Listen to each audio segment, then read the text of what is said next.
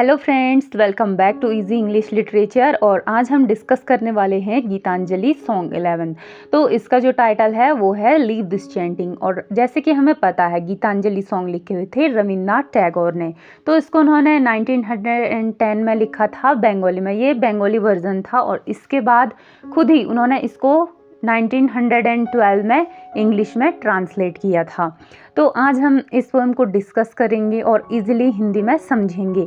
तो जो ये गीतांजलि सॉन्ग 11 है, ये हमें सिखाती है कि जो भगवान की सच्ची पूजा होती है वो मंदिरों में नहीं, बल्कि जो हमारी डेली लाइफ में जो हमारे कर्म होते हैं और जो हम मानव सेवा करते हैं उसमें है। तो आइए इसे स्टैंजा बाय स्टैंजा सरल भाषा में समझते हैं। Leave this chanting and singing and telling of beads. तो पोएट रविन्द्रनाथ टैगोर बोल रहे हैं लीव दिस चैंटिंग। चैंटिंग का मतलब होता है जो हम मंत्रों का उच्चारण करते हैं, भगवान के मंत्रों का उच्चारण। वो बोल रहे हैं कि ये जो तुम चैंटिंग कर रहे हो इसको छोड़ दो। And singing and telling of beads, और जो ये तुम तप कर रहे हो और भजन कर रहे हो इसको भी छोड़ दो। Whom dost thou worship in this lonely dark corner of a temple with doors all shut? फिर वो पूछते हैं कि तुम किसकी पूजा कर रहे हो। Whom dost thou, तुम किसकी पूजा कर रहे हो। दाव यहाँ पे ओल्ड इंग्लिश का वर्ड है जिसका मतलब होता है तुम। तो वो पूछ रहे हैं कि तुम किसकी पूजा कर रहे हो इस अंधेरे मंदिर में जहाँ की सारे दरवाजे बिल्कुल बंद हैं। फिर वो बोलते हैं open thine eyes and see thy God is not before thee. फिर पोएट बोलते हैं कि अपनी आंखें खोलो। ओपन दाइन आइज, दाइन भी यहाँ पे एक ओल्ड इंग्लिश का वर्ड है जिसका मतलब होता है तेरा या तुम्हारा। तो वो बोल रहे हैं कि अपनी आंखें खोलो, भगवान तुम्हारे सामने नहीं है। वो बोल रहे हैं कि भगवान उस मंदिर में नहीं है जहाँ पर कि तुम चैंटिंग कर रहे हो।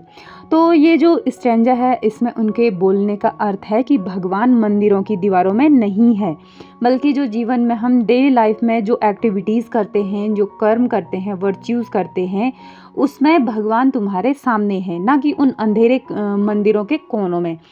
अब टैगोर बोलते हैं he is there where the tiller is tilling the hard ground.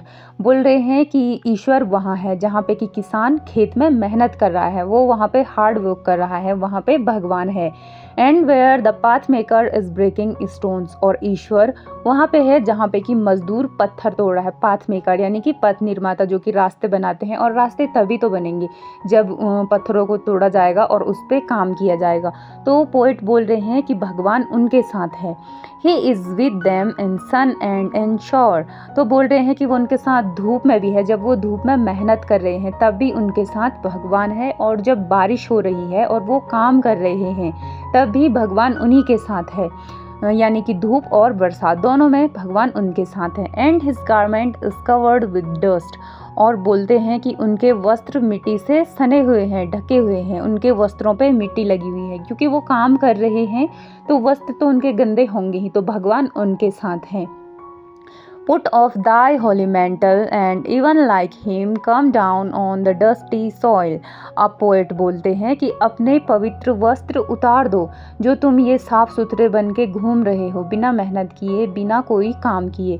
इन साफ वस्त्रों को उतार दो और धरती की धूल में उतर जाओ, उस मिट्टी से मिलो, उसमें तुम मेहनत करो, फिर तुम्हें जो है भगवान महसूस होंगे, भगवान तुम्हारे पास आएंगे। तो ये जो लाइन्स हैं इसमें पोएट के बोलने का मतलब है कि सच्चा ईश्वर वहाँ है जहाँ पे कि इंसान अपने कर्म कर रहा है और मेहनत कर रहा है सच्चाई से। अब टैगोर बोलते हैं डिलीवरेंस, फिर क्वेश्चन मार्क करते हैं where is this deliverance to be found.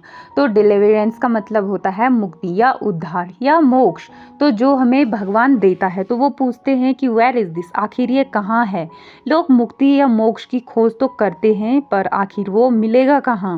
Our master himself has joyfully taken upon him the bonds of creation. और फिर वो बताते हैं कि हमारा स्वामी यानी कि ईश्वर और मास्टर, ईश्वर स्वयं इस सृष्टि का जो बंधन है उसको स्वीकार कर चुका है, और वो बोलते हैं कि वो सदा हमारे साथ बंधे हुए हैं, भगवान सदा हमारे साथ हैं। He is bound with us for ever.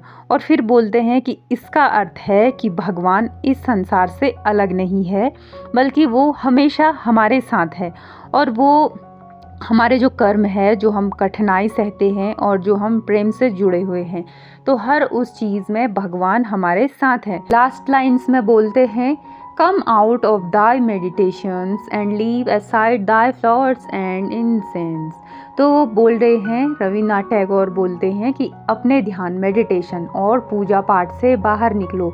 जो तुम ये ईश्वर को फूल चढ़ा रहे हो, ये सारे तुम ढोंग कर रहे हो, मेडिटेट कर रहे हो, ये सब कुछ छोड़ दो और धूप में निकलो। What harm is there if thy clothes become tattered and stained? और फिर बोलते हैं कि क्या हो जाएगा अगर तुम्हारे कपड़े मैले हो जाएं, फट जाएं, तो कोई बात नहीं। Meet him and stand by him in toil and in sweat of thy brow। और फिर बोलते हैं कि अगर तुम्हें भगवान से मिलना है तो वहाँ जाओ जहाँ पे कि लोग मेहनत कर रहे हैं, पसीना बह रहा है और वो मिट्टी में सने हुए हैं। वहीं पे ईश्वर है और वही ईश्वर की असली पूजा है और वही सच्ची भक्ति है। यानी कि वो इन जो ये लाइन्स है सारी, इनमें उनके बोलने का मतलब यही है कि जो हम पूजा पाठ करते हैं, ढोंग करते हैं घंटों घंटों तक, ये सब कुछ इन चीज़ों से जो है भगवान कभी भी खुश नहीं होते हैं। बल्कि भगवान जो हमारे अंदर जो अच्छाइयाँ होती है, जो हम अच्छे कर्म करते हैं, जो हम लोगों की कुछ सेवा करते हैं, जैसे कोई भूखा है उसको हमने कुछ खिला दिया, तो भगवान इन चीज़ों से खुश होते हैं। अगर कोई गिर रहा है, हमने उसे उठा दिया, इससे भगवान खुश होंगे। ना कि हम भगवान को फूल चढ़ा रहे हैं, रुपये चढ़ा रहे हैं या कुछ भी चीज़ें चढ़ा रहे हैं। इन सारी चीज़ों से कभी भी ईश्वर खुश नहीं होते हैं, बल्कि वो सच्चाई से खुश होते हैं, मेहनत से खुश होते हैं और अच्छे कर्मों से खुश होते हैं। तो यहाँ पे ये सारी लाइन्स ख़त्म होती है। आज की वीडियो में बस इतना ही और मिलते हैं नेक्स्ट वीडियो में।